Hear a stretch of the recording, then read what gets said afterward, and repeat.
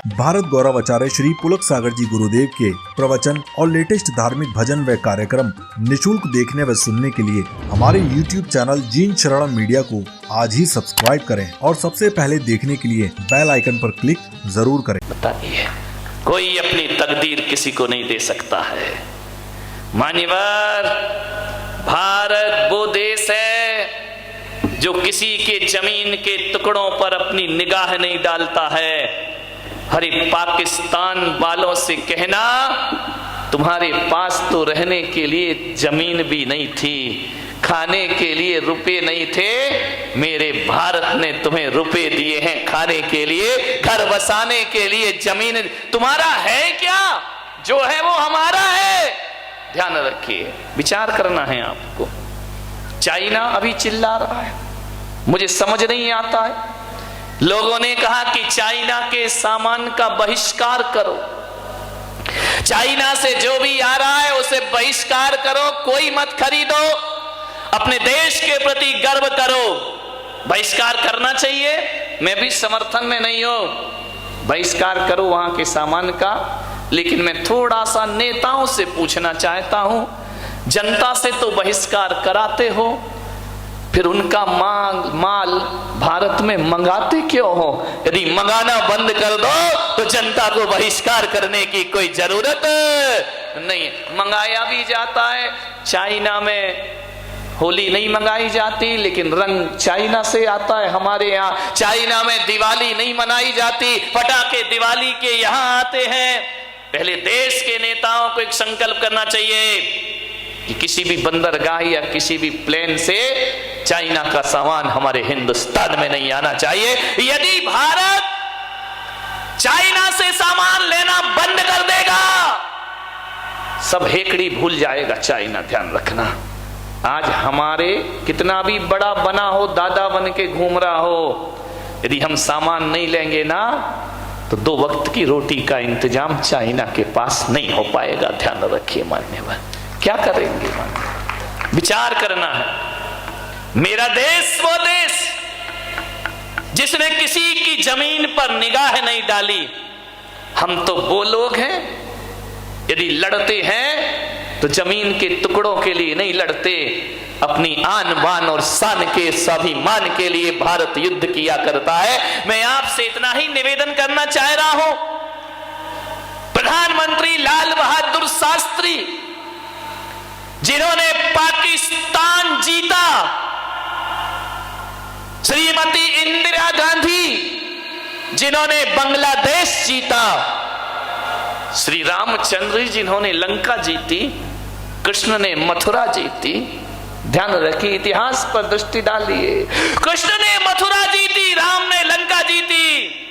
लेकिन ये लंका जीती, मथुरा जीती तो इसलिए नहीं जीती कि हमें उनकी कुर्सियां चाहिए थी। राम ने लंका जीती और विभीषण को वापस लौटा दी। कृष्ण ने मथुरा का राज्य कंस से जीता और वापस लौटा दिया। इंदिरा गांधी ने बांग्लादेश जीता और बांग्लादेशियों को वापस दे दिया।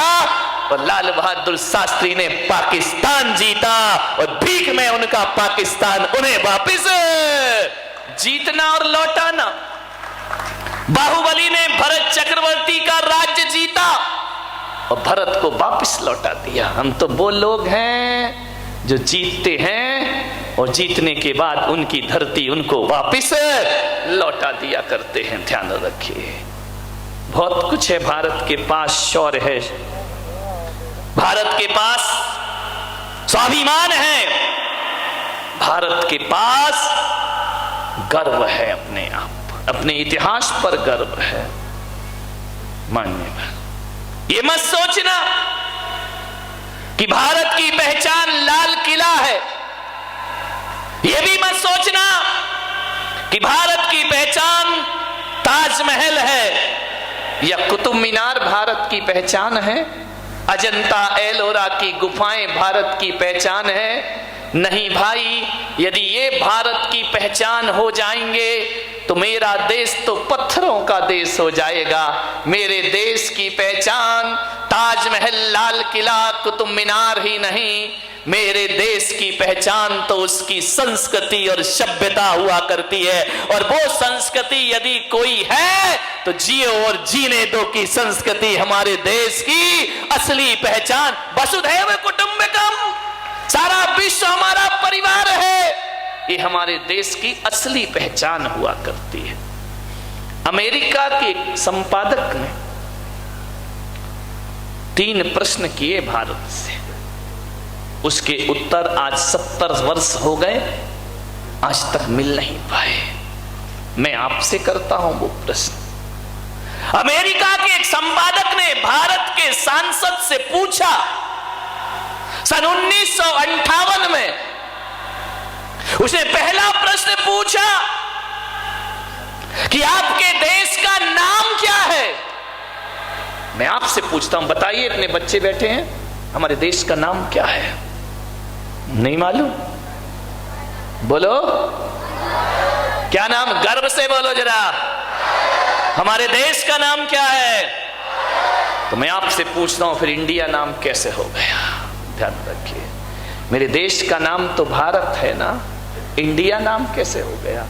इतनी नौजवान पीढ़ी बैठी है, मैं आपसे निवेदन करना चाहता हूं कि आज यहां से संकल्प लेना कि हम अपने देश को कभी इंडिया कह करके नहीं बुलाएंगे।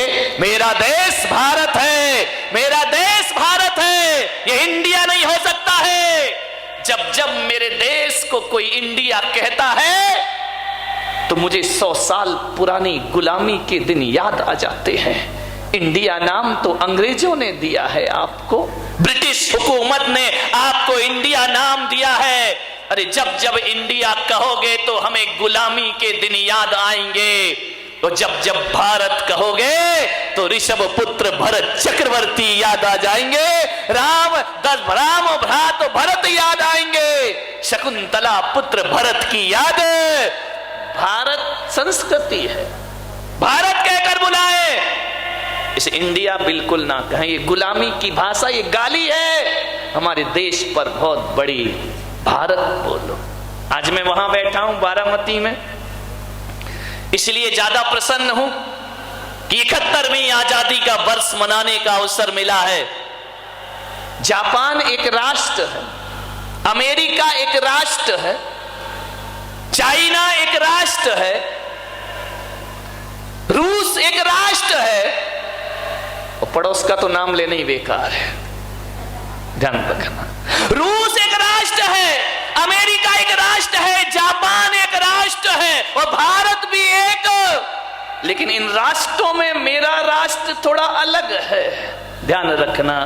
सब दुनिया में राष्ट्र मिल जाएंगे, लेकिन मेरा भारत ऐसा है जो राष्ट्र भी है और राष्ट्र में महाराष्ट्र भी है, और महाराष्ट्र में सौराष्ट्र भी। सौराष्ट्र इसी देश में, महाराष्ट्र राष्ट्रों में भी महाराष्ट्र।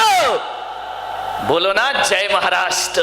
ध्यान रखिए, ऐसा किसी देश में नहीं हुआ कि राष्ट्र में महाराष्ट्र हो, महाराष्ट्र में सौराष्ट्र हो। गुजरात चले जाओ, सौराष्ट्र मिल जाएगा। ऐसा देश तो दुनिया में केवल भारत हुआ करता है। मैं आपसे निवेदन करता हूं, पैसा आपके पास हो जाए, दुनिया भर के देश घूम के आ जाना, और जब पूरी दुनिया को घूम कर आ जाओगे और दिल्ली के एयरपोर्ट पर उतरोगे और सारी दुनिया में जो देखा है उन्हें थोड़ा सा याद करोगे, तो मैं विश्वास दिलाता हूं तुम्हारे मुंह से एक ही शब्द निकलेगा, सारे जहां से अच्छा हिंदुस्तान। भारत से अच्छा कोई देश नहीं, इससे अच्छा। कितने दिन रहोगे अमेरिका? 8-10 दिन बाद कहोगे चलो घर वापस चलते। चाइना कितने दिन रहोगे? रूस कितने दिन रहोगे? ध्यान रखिए, अपना वतन, अपना देश, इससे अच्छा दुनिया में कोई दूसरा देश। कैसा देश है अमेरिका का नक्शा देख लो, आड़ा टेढ़ा जैसे अपने यहां शकरकंदी होती है। चाइना का देख लो, विचार करिए। और एक का तो देखो ही मत, कोई काम का नहीं, विचार कर। कहीं का भी नक्शा उठा करके देख लेना और मेरे भारत का नक्शा देख लो। ये भारत माता यहां पर खड़ी हुई है, ध्यान रखिए। इसका नक्शा देखना, ऐसा लगता है ये कोई जमीन का टुकड़ा नहीं, बल्कि कोई जीती जागती आत्मा खड़ी है, वो हिंदुस्तान हुआ करता है। देखिए